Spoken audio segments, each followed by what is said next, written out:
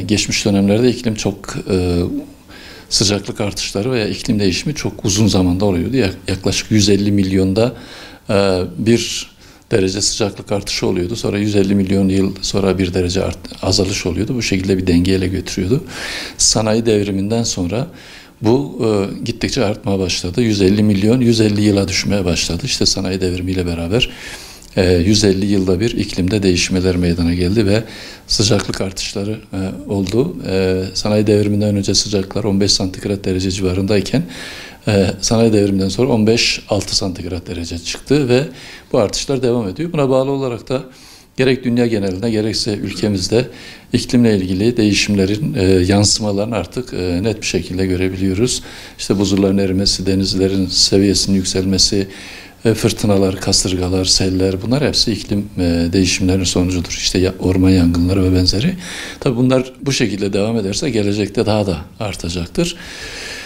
Sıcaklık ve yağış dengesi açısından baktığımız zaman da yine özellikle son 40 yıla baktığımız zaman, son 40 yıl 50 yıl içerisinde özellikle 1990'lı yıllardan bu tarafa sıcaklıkta ciddi bir artış meydana gelmeye başladı. Yaz aylarında sıcaklığın artışı ve bununla beraber kış aylarında hava koşullarının değişmesi kendini gösterdi ve ülkemiz geneline baktığımız zaman ülkemizde de yine bu küresel ısınmaya bağlı olarak kuraklık olayı artmaya başladı. İşte devlet meteoroloji işlerinin zaman zaman yaptığı kuraklık haritalarında ülkemizin en yağışlı bölgelerinden biri olan Doğu Anadolu bölgesinde de kuraklığın ciddi bir şekilde alarm vermeye başladığını görüyoruz.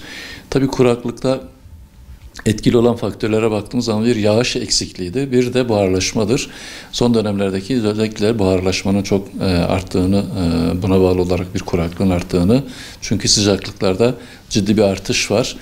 Doğu Anadolu bölgesi illeri genelinde yapılan bir çalışmada son 50 yılda gerek kar yağışlarının azalması, gerek işte yağmur şeklindeki yağışların, yani sıcaklıklar artarken yağışların düştüğü görülüyor bölge genelinde.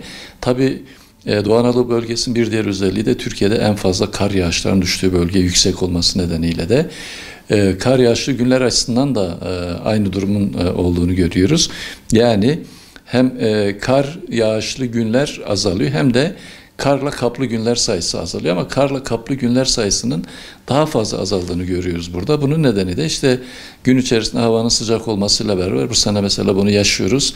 İşte kar yağıyor, bir bakıyorsunuz ki 1-2 gün içerisinde yağan kar tekrar eridi, sıcaklıkların artmasına bağlı olarak. Zaten yağışın kar veya yağmur şeklinde olması, atmosferde, bulutlarda işte kar şeklinde gelen yağış eğer yeryüzünde sıcaklık 0 santigrat derecenin altındaysa yağış kar şeklinde düşüyor. Değilse yağmur şeklinde düşüyor. Dolayısıyla bu bölgede de geçmişle karşılaştırdığımız zaman ciddi yağış değişikliğinin olduğunu görebiliyoruz. Bununla ilgili Ağrı ile ilgili hemen bir örnek verdiğim zaman mesela Ağrı'nın 1940-2022 yaklaşık 82 yıllık sürecinde işte karla kaplı gün sayısına baktığım zaman yaklaşık olarak 47,8 gün kar yağışlı ve kar yağışlı gün sayısını görüyoruz. Son 5 yıllık verileri aldığımız zaman son 5 yılda bunun 29 güne düştüğünü görüyoruz. Hemen neredeyse yarı yarıya bir düşüşün olduğu görülüyor. Çünkü sonbahar, kış ve ilkbahar mevsiminde işte özellikle büyük çoğunluk kışın olmak üzere bir dengeli bir kar yağışı vardı, ama bu son zamanlarda özellikle bunun azaldığını görüyoruz. Bununla birlikte tabii kar yağışlarının hem ekonomik anlamda hem yeraltı sularının beslenmesi anlamda çok büyük faydası var. Çünkü yağmur şeklindeki yağış genellikle yağdıktan sonra yüzeysel akışa geçmek suretiyle hızlı bir şekilde kaybolabilmektedir. Ama kar toprağı doygun hale getirmekte, işte toprağı korumaktadır. Özellikle bitkilerin dona karşı gece sıfırın altına düştüğü dönemlerde korunmasını sağlamakta. Yavaş yavaş akmak suretiyle hem yeraltı su seviyesini beslemekte hem de toprağı doygun hale getirmektedir. İşte bu bölgede kar yağışlarının azalması ve karla kaplı gün sayısının azalması bu anlamda çok ciddi ekonomik sonuçlar doğurabilir gelecek açısından. Yine sıcaklıklar açısından baktığımız zaman sıcaklıklarda da 82 yıllık Ağrı ilindeki 82 yıllık sıcaklık ortalamaları yaklaşık olarak 6,2 santigrat derece. Son 5 yılın sıcaklık verilerini aldığımız zaman son 5 yılda da bu sıcaklık verilerinin yaklaşık olarak 8,4 santigrat derece kadar çıktığını görüyoruz. Bu da gerçekten çok ciddi bir artış olduğunu bize gösteriyor. Aynı tabii bunun paralelinde de biraz önce de ifade ettiğim gibi kar yağışları artarken sıcaklıklar artarken yağışların düştüğünü görüyoruz. Kar yağışında olduğu gibi yağmur şeklindeki yağışlarda da aynı şeyi görebiliyoruz. Yine 82 yıllık verilere göre Ağrı'da yaklaşık olarak 524 milimetre yağmur düşmektedir, yağmur şeklindeki. Bunu son 5 yıla baktığımız zaman son 5 yılda da bunun 465 milimetreye kadar düştüğünü görüyoruz. Bu da ciddi bir düşüş. Dolayısıyla da tabii yağış düşüp sıcaklığın artması beraberinde kuraklığı getirmekte. Kuraklığın gelmesi beraberinde sosyal ve ekonomik anlamda birçok sorunu getirmektedir. Dolayısıyla şu anda dünya genelinde, ülkemizde ve yine bölgemizde iklimle ilgili bu değişimler yaşanıyor ve yaşanmaya devam edecek. Çünkü yağış dengesiz yağıyor. Özellikle bu küresel ısınmayla beraber mesela bazen işte aşırı sıcaklıklara bağlı olarak ısınan hava kütleleri hafifleyerek yükselmekte ve yükseldikten sonra tekrar buharlaşarak yağış olarak düşmekte ve ani yağışlar meydana gelebilmekte. Bu da ülkemiz geneline de bu yıl çok yerde görüldü. Sel şeklindeki yağışlara yol açabilmektedir.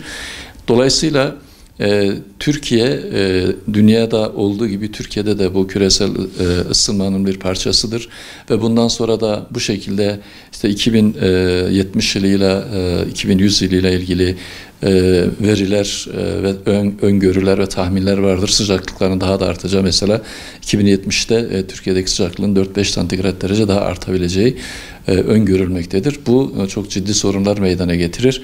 Bunun için bizim mutlaka ne yapmamız lazım? Önlemler almamız lazım. Çünkü iklim değiştiği zaman insan o iklime bir şekilde uyum gösterebiliyor ama diğer canlılar bu iklime kısa sürede uyum gösteremiyor. Gösteremediğinden dolayı da çeşitli problemler meydana gelir.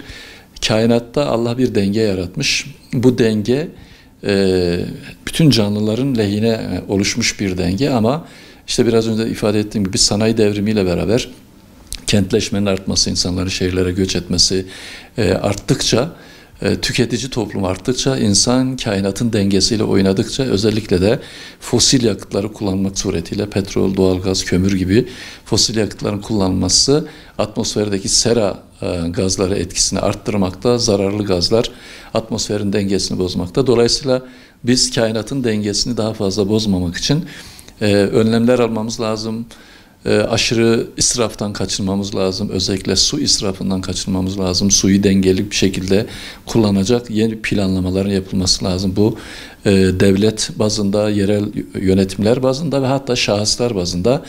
2030'dan sonra Türkiye ciddi bir su sıkıntısı çekmeye başlayacak. 2070'li yıllarda da gerçekten çok ciddi ihtiyaçlar olacak suyla ilgili. O anlamda da su fakiri bir ülke olacağız yapılan öngörülere göre. O anlamda da bundan sonrası için yağmur veya kar şeklinde yağan yağışların bir damlasını bile boşa harcamayacak şekilde yeni planlamalar yapmamız lazım. Bu suları bir şekilde alıp depolayıp sonradan kullanabilmek için.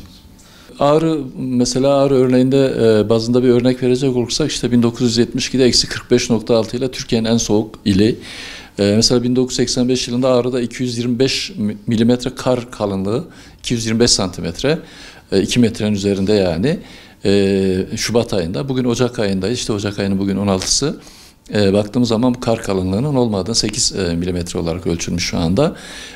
Bu tabii küresel ısınmaya bağlı olarak dengesiz bir yağış şeyi oluşabiliyor. Doğuda, batıda bazen şaşırıcı şeyler olabiliyor. Bu şekilde devam edecek ama bizim burada işte bunun farkında olmamız lazım ve buna göre önlemler almamız lazım. Mesela şu anda biz kış mevsimindeyiz. Daha önümüzde işte kışın 21 Mart'a kadar normal şartlarda devam etmesi ve bu süreçte bilmiyoruz, belki de Şubat ayında veya Mart ayının içerisinde çok yoğun bir kar yağışı meydana gelebilir. İşte Ocak ayında Ağrı'da yağmur yağması çok az görülen bir şeydir ama bunlar artık oluyor. İşte Bolu'nun en soğuk il olması veya diğer bölgelerimizin, bunlar küresel ısınma bağlı olarak zaman zaman yaşayabileceğimiz şeylerdir. İklimde bu tür salınımlar, değişimler meydana geliyor maalesef.